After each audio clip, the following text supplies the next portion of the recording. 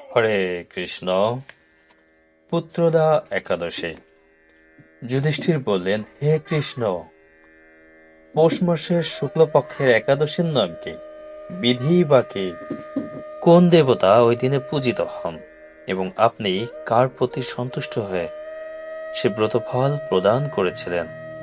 কৃপা করে আমাকে সবিস্তারে তা বলুন। শ্রীকৃষ্ণ বললেন, হে মহারাজ, এই একাদশী পুত্রদা নামে প্রসিদ্ধ। সর্বপাপ বিনাশিনী ও কামদা এই একাদশীর অধিষ্ঠাত্রী দেবতা হলেন সিদ্ধিদাতা নারায়ণ।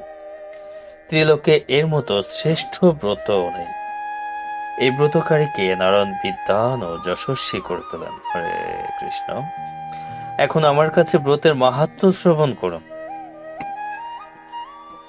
ভদ্রাবতীপুরীতে সুকেতুমান নামে এক রাজা ছিলেন। তার রানীর নাম ছিল শৈব্যা। রাজদম্পতি বেশ সুখেই দিন যাপন করছিলেন।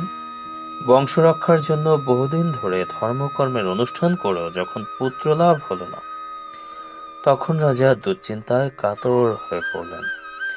তাই সকল ঐশ্বর্যবান হয়েও পুত্রহীন রাজার মনে কোনো সুখ ছিল না। তিনি ভাবতেন, পুত্রহীনের জন্ম বৃথা ও গৃহ শূন্য। পিতৃদেব মনুষ্যলোকের কাছে যে ঋণ শাস্ত্রে উল্লেখ আছে, তা পুত্র বিনা পরিশোধ হয় না। পুত্রবান জনের এ জগতে যশলাভ ও উত্তম গতিলাভ হয় এবং তাদের আয়ু, আরোগ্য, সম্পত্তি প্রভৃতি বিদ্যমান থাকে। নানা দুশ্চিন্তাগ্রস্ত রাজা আত্মহত্যা করবেন বলে স্থির করলেন, কিন্তু পরে বিচার করে দেখলেন আত্মহত্যা মহাপাপ। এর ফলে কেবল দেহের বিনাশ মাত্র হবে, কিন্তু আমার পুত্রহীনতা তো দূর হবে না। তারপর একদিন রাজা নিবিড় বনে গমন করলেন। বন ভ্রমণ করতে করতে দ্বিপ্রহর অতিক্রান্ত হলে রাজা ক্ষুধা তৃষ্ণায় অত্যন্ত কাতর হলেন। এদিক ওদিক জলাদির অনুসন্ধান করতে লাগলেন। তিনি চক্রবাক, রাজহংস এবং নানা রকম মাছে পরিপূর্ণ একটি মনোরম সরোবর দেখতে পেলেন। সরোবরের কাছে মুনিদের একটি আশ্রম ছিল। তিনি সেখানে উপস্থিত হলেন। সরোবর তীরে মুনিগণ বেদ পাঠ করছিলেন। মুনিবৃন্দের শ্রীচরণে তিনি দণ্ডবৎ প্রণাম করলেন। মুনিগণ রাজাকে বললেন, হে মহারাজ, আমরা আপনার প্রতি প্রসন্ন হয়েছি। আপনার প্রার্থনা কি বলুন। রাজা বললেন, আপনারা কে এবং কি জন্যই বা এখানে সমবেত হয়েছেন? মুনিগণ বললেন, হে মহারাজ, আমরা বিশ্বদেব নামে প্রসিদ্ধ এই সরোবরে স্নান করতে এসেছি। আজ থেকে 5 দিন পরে মাঘ মাস আরম্ভ হবে। আজ পুত্রদা একাদশী তিথি। পুত্র দান করে বলেই এই একাদশীর নাম পুত্রদা। তাদের কথা শুনে রাজা বললেন, হে মুনিবৃন্দ, আমি অপুত্রক, তাই পুত্র কামনায় অধীর হয়ে পড়েছি। এখন আপনাদের দেখে আমার হৃদয়ে আশার সঞ্চার হয়েছে। এই দুর্ভাগা পুত্রহীনের প্রতি অনুগ্রহ করে একটি পুত্র প্রদান করুন।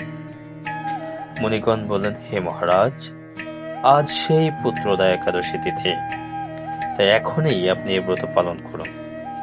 ভগবান শ্রী কেশবের অনুগ্রহে অবশ্যই আপনার পুত্র লাভ হবে। হরে কৃষ্ণ। মুনিদের কথা শোনার পর যথাবিধানে রাজা কেবল ফলমূলাদি আহার করে সে ব্রত অনুষ্ঠান করলেন।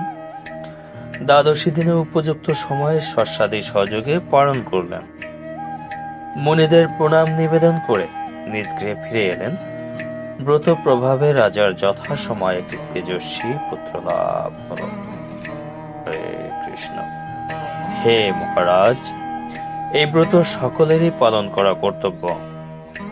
মানব কল্যাণ কামনায় আপনার কাছে আমি ব্রত কথা বর্ণনা করলাম। নিষ্ঠা সহকারে যারা এই পুত্রদা একাদশী ব্রত পালন করবে, তারা পুত নামক নরক থেকে পরিত্রাণ লাভ করবে। আর এই ব্রত কথা শ্রবণ কীর্তনে অগ্নিষ্টম যজ্ঞের ফল পাওয়া যায়। ব্রহ্মাণ্ড পুরাণে এই মাহাত্ম্য বর্ণনা করা হয়েছে। হরে কৃষ্ণ হরে কৃষ্ণ কৃষ্ণ কৃষ্ণ হরে হরে, হরে রাম রাম রাম হরে